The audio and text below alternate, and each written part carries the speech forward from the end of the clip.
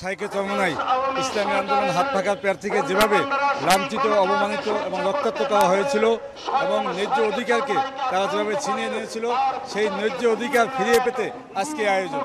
আমরা সেই আমাদের অধিকার, আমাদের দাবি আদায়ের জন্য আমরা আজকে মানববন্ধন করতেছি। পর্যায়ক্রমে আমাদের অনেকগুলো কর্মসূচি আছে। যতক্ষণ পর্যন্ত আমাদের দাবি আদায় না হবে ততক্ষণ পর্যন্ত আমরা একের পর এক কর্মসূচি ইনশাল্লাহ দিয়ে যাব এবং আমাদের অধিকার আমরা আদায় করে ছাড়বো ইনশাআল্লাহ।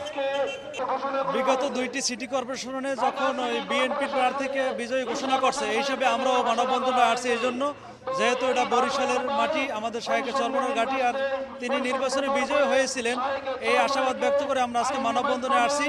যেহেতু বরিশালের এটা তার প্রাপ্য, ওই প্রাপ্য আদায়ের জন্য আমরা মানববন্ধনে আসছি।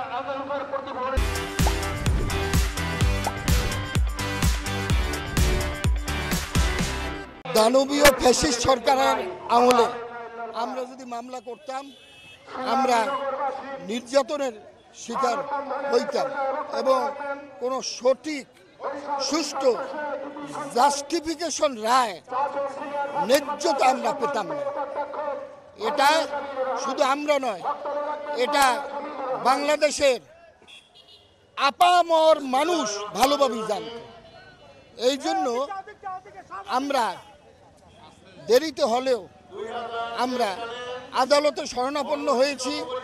যেহেতু বর্তমানে যে তত্ত্বাবধায়ক সরকার রয়েছে এটা বৈষম্যহীন আমরা মনে করি।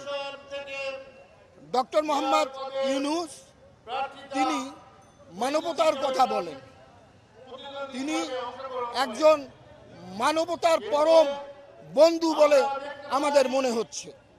তাই এই সরকারের আমলে আমরা আইনের মাধ্যমে, আমরা মহামান্য আদালতের মাধ্যমে আমরা যথার্থ রায় পাবো, ন্যায্যতা পাবো, ন্যায়সঙ্গত রায় পাবো, এটা আমাদের দৃঢ় বিশ্বাস ইনশাআল্লাহ। ক্ষমা করে দেওয়া হয়েছে, তার কাছে হাত দিয়েছে, ওইটা ক্ষমা করে দেওয়া হয়েছে। এইটা তার ক্ষমা করে দেওয়া হয় না, ওইটা ক্ষমা করে দেওয়া হয়েছে। থাকবেই লেখা, রাজনীতি করলে বিভিন্ন আলোচনা সমালোচনা থাকবেই।